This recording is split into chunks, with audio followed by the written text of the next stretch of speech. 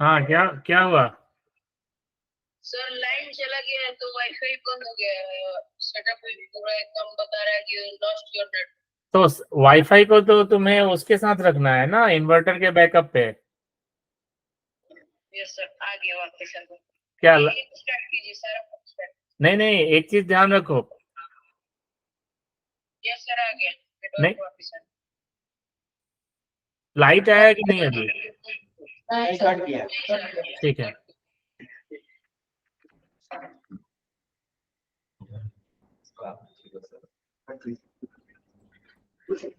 ठीक है, आप लोगों को स्क्रीन दिख रहा है? Yes sir. और वाईफाई का जो है उसको उस इन्वर्टर पे होना चाहिए, right? Yes sir, yes sir, वो तो इन्वर्टर पे ही है। ओके, इन्वर्टर पे है, वो थोड़ी देर के लिए फ्लैक्चुएशन आया था, ठीक है। तो ठीक है, अब आप लोग स्क्रीन दिख रहा है। मैंने क्या बोला था, दोनों प्रोग्राम में आप लोग अंतर दिख रहा है?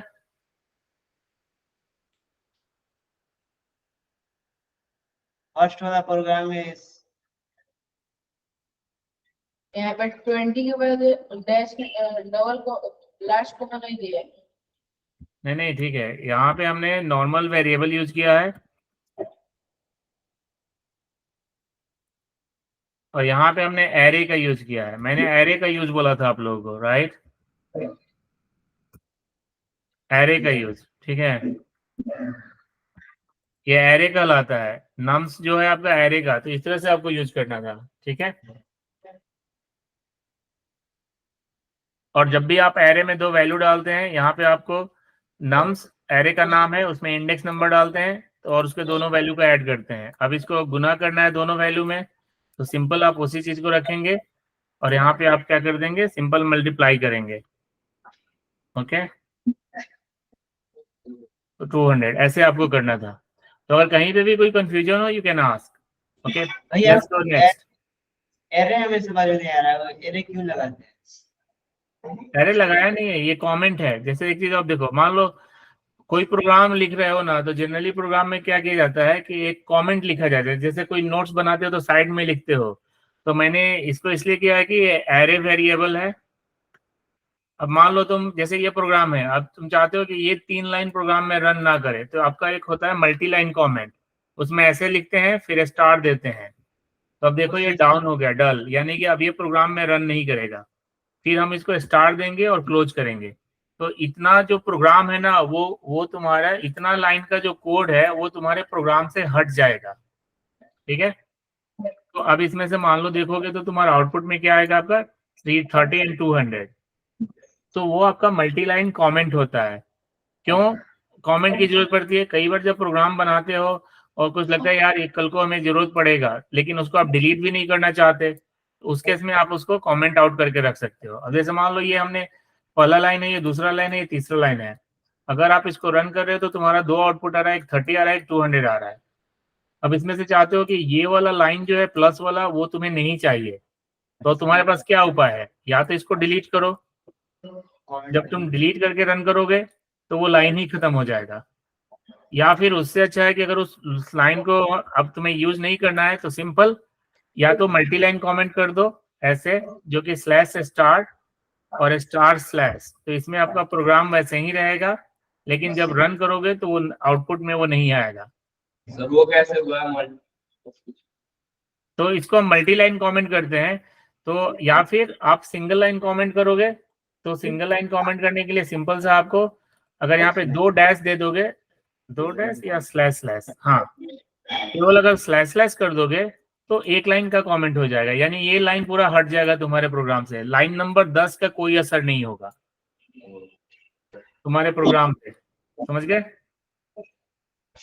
और मल्टी लाइन का मतलब, अब जैसे मान लो ये 3 लाइन है, तो तुम्हारे पास क्या उपाय है? अगर चाहते हो कि ये तुम्हारा प्रोग्राम ना काम करे, तो तुम्हारे पास एक ही उपाय है, या तो फिर इनको ऐसे करो 3 बार, ठीक है, तो ये हट गया। या फिर तुम इसको मल्टी लाइन कॉमेंट करोगे जिसमें स्लैश स्टार एंड स्लैश, जहां तक आपको कमेंट करना है। अगर तुम चाहते हो कि पूरा प्रोग्राम को कमेंट आउट करना है, सबसे लास्ट में जाके प्रोग्राम को कमेंट कर दो, रन करोगे कुछ भी नहीं आएगा, क्योंकि तुम्हारा पूरा प्रोग्राम क्या हो गया है, कमेंट हो गया है। तो कमेंट का मतलब क्या है कि जब भी ये प्रोग्राम रन करेगा कंप्यूटर को मालूम है कि इन कोड्स को नहीं रन करना है, मतलब इसका आउटपुट नहीं देना है। Clear? Single line, double slash, multi line, slash star, star slash. Okay, ठीक है। अब चूंकि हमने एरे पे काम कर रहे हैं, तो एरे के कुछ और मेथड हैं जो हम देखेंगे। अभी हमारे पास 2 नंबर्स हैं। अगर सारे वैल्यूज को प्रिंट कराना है तो सिंपली आप क्या करते हो, एरे को कॉल कर देते हो। जब आप एरे को कॉल करोगे तो एरे में जितने भी एलिमेंट्स होंगे वो आ जाएंगे, 10 और 20। ठीक है। अब मान लो जैसा आपको मालूम था, अगर एरे में फिर से हम वैल्यू करते हैं, नम्स 0 1 है तो यहाँ पे 2 करोगे और इसमें वैल्यू करोगे 30। ठीक है। अब रन करोगे तो आपके पास एरे के नंबर ऑफ आइटम 3 हो गए, 10 20 30। ये कल हमने सीखा था। अब देखो एक और होता है एरे को करने का तरीका। वो हमारे पास कुछ एरे अपना मेथड्स देता है। वो कौन कौन से मेथड्स हैं? तो पहला मेथड है पुश। पुश मेथड को जब यूज करोगे तो जितने भी आपके आइटम्स हैं उसके लास्ट में एक वो नया आइटम ऐड कर देगा। तो उसमें आपको इंडेक्स काउंट नहीं करना, सिंपली एरे का नाम लिखोगे जो एरे वेरिएबल है, वेजिटेबल्स डॉट पुश करोगे और उसके बाद ब्रैकेट में जो वैल्यू डालोगे वो ऑटोमेटिक सबसे लास्ट में चला जाएगा। उसी तरह से अगर मान लो इस एरे में पहला जो एलिमेंट है उसको डिलीट करना है, जैसे कैरेट है, कॉर्न है, कैरेट है, पोटैटो है एंड बीटरूट है। पहला एलिमेंट कौन सा है इसमें? कॉर्न। तो लास्ट एलिमेंट कौन सा होगा? बीटरूट। इसके पुश मेथड के बाद। तो अगर तुम शिफ्ट मेथड यूज करोगे तो कॉर्न डिलीट हो जाएगा, और अगर अनशिफ्ट मेथड यूज करोगे तो एक नया एलिमेंट बिगनिंग में ऐड हो जाएगा। पुश में क्या होगा? लास्ट में ऐड होगा। अनशिफ्ट में क्या होगा? शुरू में ऐड होगा। और पॉप में लास्ट में से डिलीट होगा। ठीक है। तो ये आपके कुछ मेथड्स हैं जो एरे में लास्ट को ऐड करेगा। अब जैसे देखो कैसे इसको यूज करोगे। एक चीज और, मेथड को जब भी यूज करते हो तो मेथड को यूज करने का तरीका है मेथड का नाम और ब्रैकेट में उसका जो भी वैल्यू या पैरामीटर डालना है वो आप यूज करते हो। तो करने का क्या मतलब है, इसको तुम कैसे यूज करोगे ये देखो। तुम्हारे पास अब एरे में कितने वैल्यू हैं? नम्स में 3 है। अब मान लो इसके बाद आपको एक ऐड करना है तो आप 2 तरह से कर सकते हो। आपको इंडेक्स काउंट करना पड़ेगा, 1 0 1 2 नेक्स्ट 3 करोगे, या फिर तुम क्या करोगे, नम्स डॉट पुश पुश। उसमें क्या करेगा, लास्ट में जाके एक नंबर ऐड कर देगा। और चूंकि ये नंबर है तो इसको तुम्हें डबल कोट के अंदर में नहीं रखना। नंबर है तो तुम डायरेक्टली लिख सकते हो 40। अब 40 आपका ऐड हो गया। अब इसको प्रिंट करोगे तो क्या आएगा, तुम्हारे पास कितने आइटम हो गए? 4। अब इसको आप रन करो। अब देखो यहाँ पे तुम्हारे 10 20 30 40 आ गए। लास्ट में आपका एक एड ऑन हो गया। तो नम्स में आपके लास्ट वैल्यू को पुश करता है। कनेक्ट हो जाओ, कनेक्ट हो जाओ। ठीक है। अब रन करो कोड को। 10 20 एंड 40, ये आपका जो भी आपके नंबर ऑफ इंडेक्स है उसके लास्ट वैल्यू में वो पुश कर देता है। अब उसके बाद हमारा दूसरा क्या था, शिफ्ट। अगर आप शिफ्ट को यूज करोगे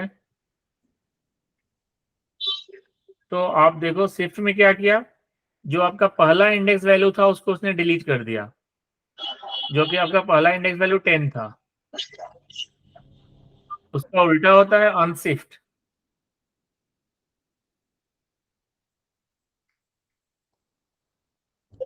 अनशिफ्ट में क्या करेगा, उसने शुरू में को ऐड कर दिया। ओके। तो लॉन्ग इन शॉर्ट क्या है, आपके यहाँ पे हमने एक्सप्लेन किया है कि आप मेथड्स के थ्रू भी ऐड कर सकते हो। अगर पुश मेथड के बाद कोई भी वैल्यू डालोगे तो वो सबसे लास्ट में ऐड कर देगा। अगर शिफ्ट मेथड करोगे तो जो पहला एलिमेंट होगा वो डिलीट हो जाएगा। अगर अनशिफ्ट करोगे तो जो भी वैल्यू डालोगे वो पहला एलिमेंट में ऐड हो जाएगा, ठीक है। और पॉप करोगे तो जो लास्ट एलिमेंट है वो डिलीट हो जाएगा। तो तुम इसको एक साथ रख सकते हो, शिफ्ट पहला element delete, pop last element delete, ठीक है। एलिमेंट समझ रहे हो? कॉर्न, कैरेट, पोटैटो, पहला एलिमेंट कॉर्न, दूसरा element carrot, last element potato, okay. अब इस एग्जांपल को लेकर के देख लो।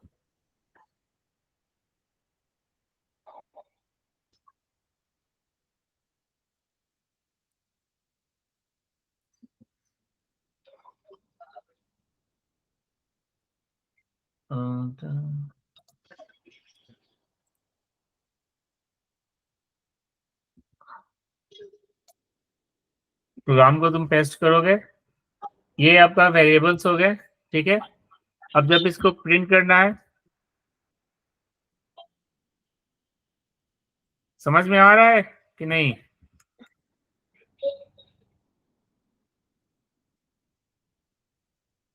हेलो, जी भैया आ गया। ठीक है। तो ये आप देखो, ये तीनों एलिमेंट आ गए। पहला एलिमेंट है कॉर्न, दूसरा है कैरेट, तीसरा है पोटैटो। और देखो हमने यहाँ पे क्या बोला है, अगर इनमें से डिलीट करना होगा, कौन सा डिलीट करना है? पहला डिलीट करना है तो आप शिफ्ट यूज करोगे, सिंपल। दूसरा लास्ट करना है तो पॉप, और ऐड करना है तो अनशिफ्ट शुरू में, और लास्ट में ऐड करना है तो पुश। ये चार हैं। क्योंकि एरे यहां से स्टार्ट होता है, तो या तो शुरू में आप ऐड करोगे या डिलीट करोगे, या लास्ट में ऐड करोगे या डिलीट करोगे। उसके अनुसार आपके शिफ्ट, पॉप और ये मेथड बने हुए हैं, ठीक है।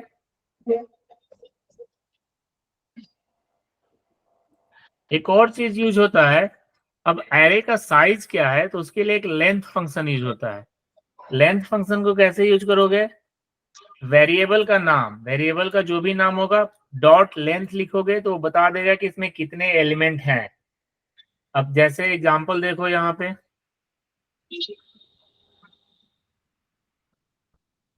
यहाँ पे हमारे इसका लेंथ पता करना है, तो फिर क्या करोगे? कंसोल डॉट वेजिटेबल्स लिखोगे और साथ में यहाँ पे वेरिएबल के नाम के बाद डॉट LENGTH, लेंथ। जब लेंथ करोगे तो ये आपको इसका आउटपुट देगा 3, क्योंकि तुम्हारे पास 3 आइटम है, कॉर्न, कैरेट, पोटैटो। सो एरे का लेंथ क्या हुआ? 3, ओके। अब मान लो इसमें मैंने 2 और नए आइटम किया, ठीक है। 5 हाँ, फिर हमने यहाँ पे ऐड किया, हाँ, जो भी ऐड करना चाहते हो, राइट। अब बताओ एरे का लेंथ क्या होगा? 6 नॉन आया तो उसका भी हाँ, वो भी काउंट होगा क्योंकि वो भी एक एलिमेंट है, ठीक है। तो रन करोगे तो आपका लेंथ बता देगा 6, ठीक है। कभी भी तुम्हें एरे का लेंथ पता करना हो तो उसका कोड क्या होगा? सिंपल सा उसका कोड होगा एलिमेंट डॉट डॉट लेंथ, बस, ठीक है।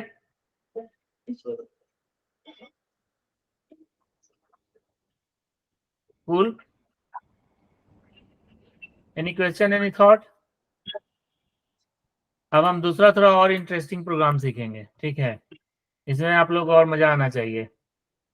ये होता है कंडीशनल। आप कंडीशन कैसे चेक करोगे? ठीक है, तो कंडीशन एज चेक करने का तरीका है, जैसे मान लो वोटिंग का एज क्या होता है? 18। हाँ, 18 या 18 से बड़े हो गए तो आप वोट दे सकते हो, राइट। तो अगर मान लो एक कंप्यूटर प्रोग्राम बनाना है जो बोलेगा कि अपना एज इंटर करो और वो बताएगा कि तुम वोट दे सकते हो कि नहीं दे सकते हो, ये प्रोग्राम बनाना है, तो कैसे बनाओगे? सिंपल सा तरीका है, इसमें आपको कंडीशनल चेक करना पड़ेगा, क्योंकि एज जो इनपुट होगा उसको चेक करना होगा कि वो 18 से बड़ा है कि नहीं है। और अगर बड़ा है तो क्या होना चाहिए? वो बोलेगा कि you are eligible for voting, तो अब देखो इसका प्रोग्राम ये है, एक कॉन्स्ट एज वेरिएबल बनाओगे, उसमें कोई भी वैल्यू डालोगे, उसके बाद जो भी है, आई मीन वोटिंग एज बनाओगे या जो भी है, उसके बाद एज को कंपेयर करोगे, अगर वो सही है तो बताओगे कि क्या है, नहीं है तो बताओगे कि क्या नहीं है। अब जैसे मान लो हमने इस प्रोग्राम को यूज किया, you can see my screen right. अब इस प्रोग्राम को आपने डाला, आपके वेरिएबल का नाम है वोटिंग एज, हमने क्या वैल्यू डाला है 18, और हमने क्या चेक किया है, आप लिखोगे इफ ब्रैकेट, वेरिएबल का नाम है वोटिंग एज, तो हम यहाँ पे यूज करेंगे voting age. Sorry, let me, I think इसने दो चीज चेक किया है, एक और कॉन्स्ट लिया है, उसका नाम है एज। तो मान लो एज हमने डाला तुम्हारा 20, ठीक है, तो आपका एज हो गया 20 और वोटिंग एज हमें मालूम है 18 है। तो क्या कर रहा है, चेक कर रहा है इफ, इसको लिखने का तरीका पे ध्यान देना, इफ ब्रैकेट स्टार्ट होगा, बीच में जो भी कंडीशन चेक करना है, और जब भी ये कंडीशन चेक करोगे तो क्या होगा, या तो ये ट्रू होगा या फॉल्स होगा। ठीक है, ट्रू का मतलब क्या हुआ कि या तो जो एज है वो 18 से मैच करेगा, अगर मैच कर गया तो ये ट्रू होगा, अगर नहीं मैच किया तो वो फॉल्स होगा। ठीक है, तो हमने ये साइन क्या बताता है, ग्रेटर देन इक्वल टू, मतलब जो लेफ्ट साइड है, जो बाएं तरफ है, वो वैल्यू दाएं तरफ के वैल्यू के या तो बड़ा होना चाहिए या बराबर होना चाहिए। क्लियर है, बाएं तरफ का वैल्यू जो है वो दाएं तरफ के वैल्यू से बड़ा या बराबर होना चाहिए, क्योंकि यहाँ पे हमने ग्रेटर देन का साइन दिया है, ये कहलाता है ग्रेटर देन इक्वल टू। तो आप बताओ 20 जो है वो 18 से बड़ा या बराबर है कि नहीं है, बड़ा है। तो जब बड़ा होगा यानी कि ये कंडीशन अगर ट्रू होगा तो इसको हम कर्ली ब्रेसेस लिखते हैं, उसके बाद जो भी आपको स्टेटमेंट लिखना है वो आप स्टेटमेंट लिखोगे। ओके, तो वो स्टेटमेंट क्या है, person is eligible to vote. अब आप इसको रन करके देखो, आपका आउटपुट क्या आया, person is eligible to vote. ठीक है, तो प्रोग्राम समझ गया कि उसको क्या करना है। तो इस तरह से जब भी कंडीशन चेक करोगे, मैं फिर से एक बार रिपीट करता हूँ, यहाँ पे आपका वैल्यू होगा एक लेफ्ट में और एक राइट में, और यहाँ पे आपका कंडीशन होगा। अगर ये कंडीशन ट्रू होता है तो कर्ली ब्रेसेस के अंदर में जो भी स्टेटमेंट होगा वो आउटपुट में दिखा देगा। इसको हम लोग इफ कंडीशन बोलते हैं, चेक करना। ओके, अब इसमें थोड़ा सा और वेरिएशन कंडीशन का देखेंगे, थोड़ा हमारे पास और वेरिएशन है, उसको बोलते हैं इफ एल्स। अगर मान लो बड़ा है तो ठीक है कि तुम वोटिंग के लिए एलिजिबल हो, अगर मान लो बड़ा नहीं है तो क्या बोलोगे, you are not eligible to vote, बोलोगे ना। अभी मान लो इस प्रोग्राम में प्रॉब्लम क्या था, अगर मान लो यहाँ पे किसी ने डाला 30, वो वोटिंग के लिए एलिजिबल है कि नहीं है, आंसर आ गया, पर्सन एलिजिबल टू वोट। अगर लेकिन इसी प्रोग्राम में हमने डाल दिया 15, अब क्या होगा, तो सर नहीं होगा, आउटपुट क्या आएगा, नहीं लिखा हुआ सर, हाँ कुछ भी नहीं होगा क्योंकि हमने कंडीशन नहीं दिया है, राइट। तो अब इस कंडीशन को सही कैसे करोगे, तो आप उसी के लिए आप यूज करोगे इल्स, ELSE, फिर कर्ली ब्रेसेस चालू करोगे, फिर कर्ली ब्रेसेस एंड में लिखोगे console.log और लिखोगे कि you are not eligible to vote. ठीक है,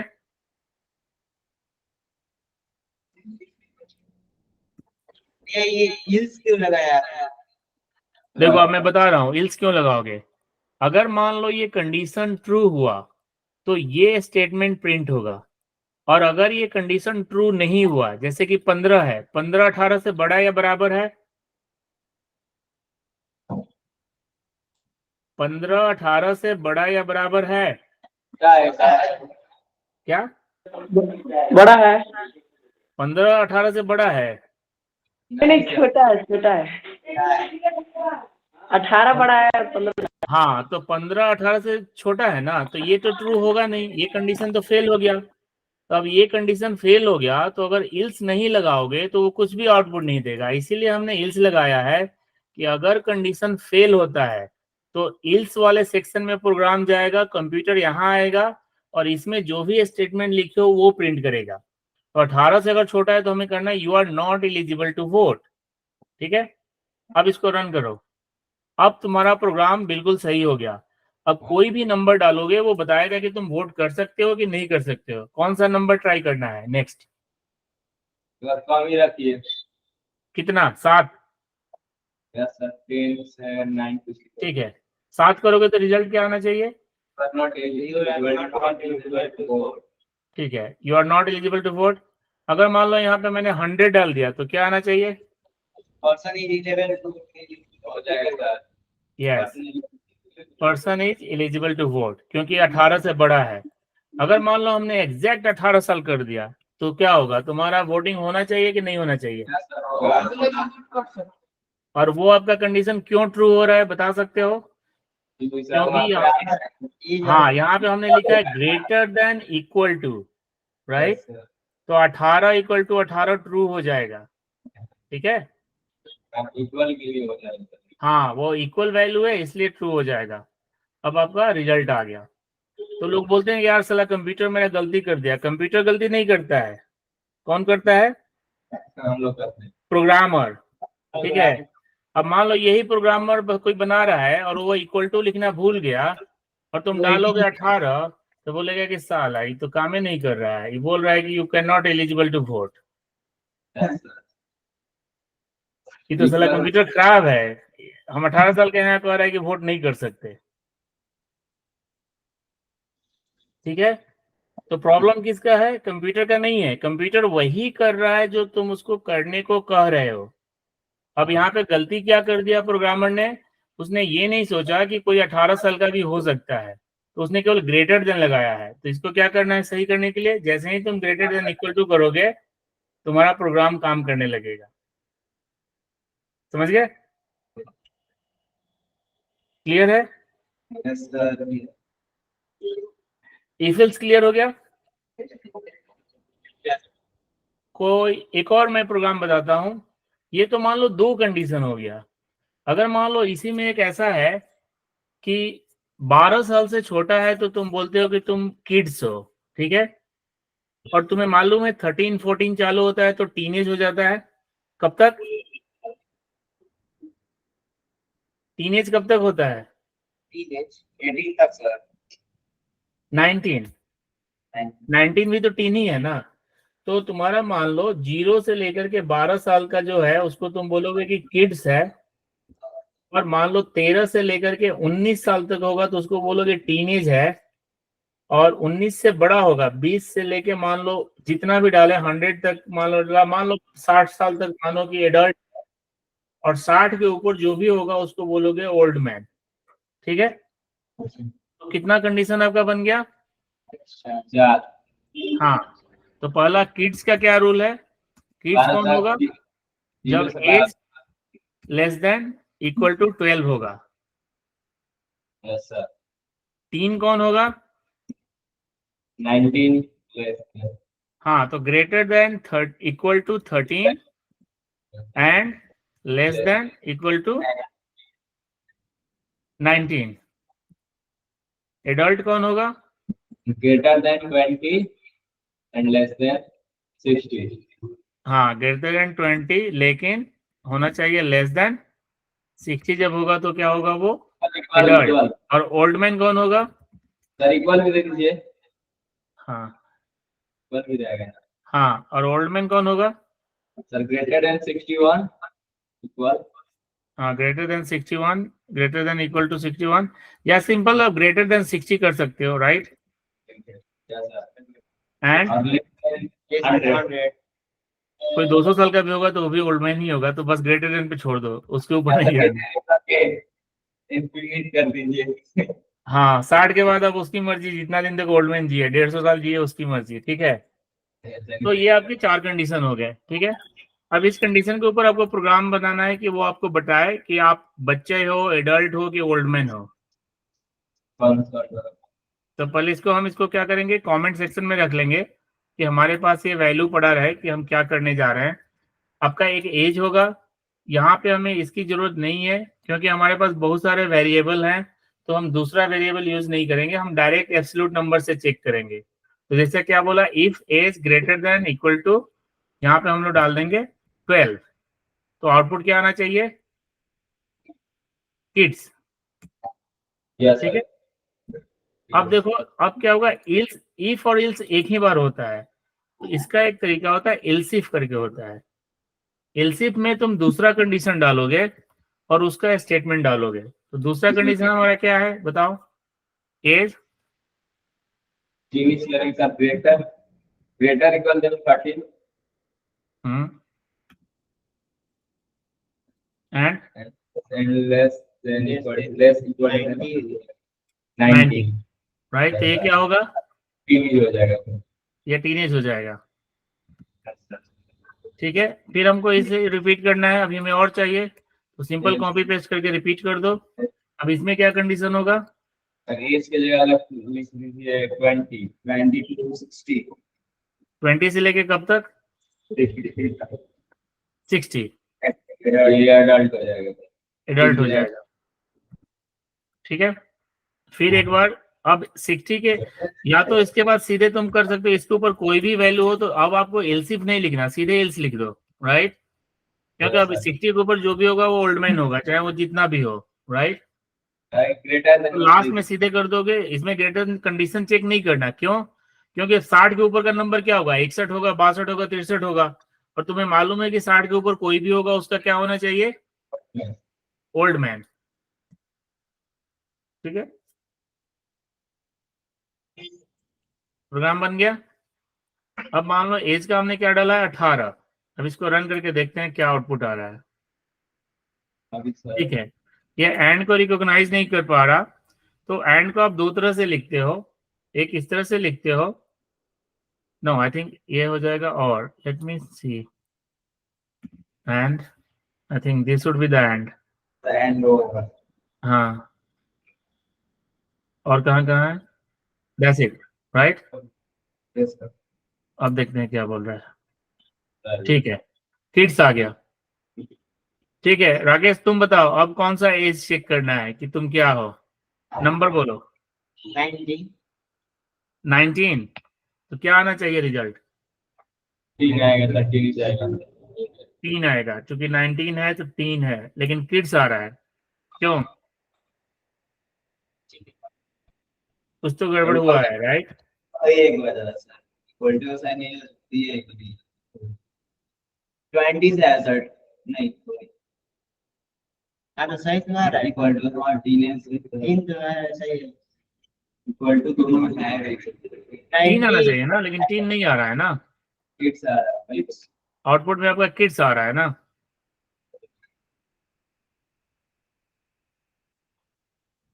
क्योंकि तुम्हारा पहला कंडीशन ही वो ट्रू कर रहा है, उसके आगे नहीं जा रहा है। अगर मान लो तुम यहाँ पे 50 डाल रहे हो,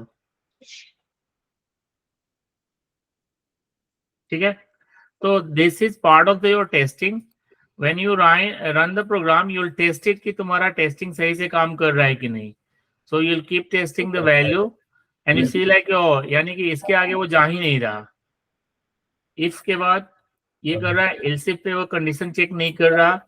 ये हमेशा, चूंकि हमने क्या लिखा है, ग्रेटर देन इक्वल टू 12 लिखा है, ये होना क्या चाहिए था, लेस देन इक्वल टू 12, तब किड्स होगा ना। या सर आप वही तो हम बोले आप बस 12 लिख दीजिए। हाँ मैंने सुना नहीं था, तो लेस देन इक्वल टू होगा, क्योंकि अब ग्रेटर देन जो भी नंबर डाल रहे हो वो बड़ा हो रहा है, तो कंडीशन ट्रू हो रहा है, तो किड्स आ रहा है, इसके आगे वो जा ही नहीं रहा। अब क्या होगा, लेस देन होगा तो यहाँ आएगा, उसके बाद यहाँ पे जाएगा, फिर आगे बढ़ते जाएगा। तो अब हमने 50 डाला है, तो क्या आना चाहिए, अब आएगा ओल्ड में। हाँ नहीं, एडल्ट आएगा, 60 के बीच में है, राइट। चलिए ठीक है, सर। हमने जो ये प्रैक्टिस किया, इस तरह से तुम टेस्टिंग करते हो, और सॉफ्टवेयर डेवलपमेंट में इसको बोलते हैं यूनिट टेस्टिंग। यूनिट टेस्टिंग में तुम अपने प्रोग्राम को अलग अलग वैल्यू डाल के टेस्ट करते हो कि तुम्हारा प्रोग्राम सही काम कर रहा है कि नहीं। और जैसा देखा कि तुम्हें प्रॉब्लम हुआ, then we looked into that, we saw that कि क्या प्रॉब्लम है, हमने इसको फिक्स कर दिया। अब कोई नया नंबर, 75 75, इसमें क्या आना चाहिए, old man. Perfect, old man आ गया। Yes sir. ओल्ड मैन हमने चेक कर लिया, किड्स चेक कर लिया, एडल्ट चेक कर लिया, टीन नहीं चेक किया है, राइट? Yes, yes. टीन के लिए क्या नंबर डाले? 15, राइट? Yes, sir. तो 15 को रन करोगे 3, Yeah. प्रोग्राम बन गया, ठीक है? Yeah. सही प्रोग्राम। है मजेदार? इंटरेस्टिंग है कि बोरिंग है? इंटरेस्टिंग है सर। ठीक है, तो ये सिंटेक्स है, मैं इसको ऐड कर दूंगा। अब now you guys can think of, अब एक मैं तुम्हें आप लोगों को प्रोग्राम बनाने को बोलूंगा। आप कोई भी नंबर डालोगे और तुम्हारा प्रोग्राम बताएगा कि संडे है कि मंडे है कि ट्यूसडे है कि वेडनेसडे है। तो उसमें कितना नंबर चाहिए? 7। हाँ, 7 नंबर चाहिए, 1 से लेके 7 तक। और जो भी नंबर डालोगे उसके अनुसार वो बताएगा कि तुम्हारा इसमें एलसिफ ही यूज होगा। जिस तरह हमने इसको एज के लिए बनाया है, सेम प्रोग्राम आपका यूज होगा। आप इसको लेकर के बनाना, ठीक है? या इसको स्क्रीनशॉट डाल दीजिए। क्या बोल रहे हो? स्क्रीनशॉट डाल दीजिए ग्रुप पे। क्या बोला, फिर से नहीं सुनाई दिया। स्क्रीनशॉट सर, स्क्रीनशॉट ग्रुप में बोल रहे हैं। मैं इसको वर्ड डॉक्यूमेंट में डाल के मैं तुमको शेयर कर दूंगा पीडीएफ के रूप में, यस सर, और ग्रुप में शेयर कर दूंगा, ठीक है? इस प्रोग्राम को देख करके तुम लोग बनाना। नंबर 1 से लेके 7 डालोगे और तुम्हारा आउटपुट आएगा संडे, मंडे, ट्यूसडे, जो भी नंबर डालोगे उसके अनुसार, ठीक है? ये वोटिंग एज का हमने हिल्स का कर लिया है। हालांकि मैंने यहाँ पे संडे मंडे का प्रोग्राम और दे भी दिया है, तो you guys can take it. ठीक है, संडे मंडे का भी प्रोग्राम ऑलरेडी दिया हुआ है। तुम लोग कुछ और सोचना, मंथ का सोचना, ठीक है? यस सर, वो सही है। पैटर्न सेम होगा, आप प्रैक्टिस कर लेना जो भी है। ये हमारा एज का हो गया, ये मैं आप लोगों से शेयर कर दूंगा। तो आज के लिए इतना ही। हमने इफ इल सीखा और एल्सिफ सीखा, कैसे कंडीशन को यूज करेंगे। आप लोग प्रैक्टिस करना। एक और मैंने जो टेस्ट दिया है, आप अपने से बनाना। ये मैं आप लोगों को पीडीएफ अभी शेयर कर दूंगा। आप इसको अपने से सब लोग लिखना, क्योंकि अभी देखने में लग रहा है कि आ जाएगा, लिखने जाओगे तो 10 प्रॉब्लम आएगा, ठीक है? तो इसलिए पढ़ने से ज्यादा प्रैक्टिस करना जरूरी है, और खुद से सोच करके कुछ और प्रोग्राम बनाना। एक जो मैं टेस्ट आप लोगों को भेजा है, उस टेस्ट में क्या करना है मैं थोड़ा सा बता देता हूँ। आपके पास 5 आईपीएल बॉलर्स के उनका स्पीड दिया गया है कि कितने स्पीड से वो बॉल फेंकते हैं, ठीक है? Yes sir. एक है 157 पे इतना इतना इतना है। आपको क्या निकालना है? इनका एवरेज निकालना है। एवरेज कैसे निकालते हैं? इन पांचों नंबर को जोड़ोगे और जितने नंबर्स हैं 5 से, उससे 5 से डिवाइड करोगे, ठीक है? और जो फाइनल रिजल्ट आएगा वो आपका एवरेज होगा। आउटपुट में आपको क्या दिखना चाहिए? The average speed of the top 5 bowlers in IPL is, ये जो वैल्यू होगा फाइनल, वो फाइनल वैल्यू यहाँ दिखना चाहिए, जो भी एवरेज आएगा, ठीक है? ये आपको टेस्ट बनाना है, ये मैंने दे रखा है। ऑलराइट, दो टेस्ट है। ठीक है?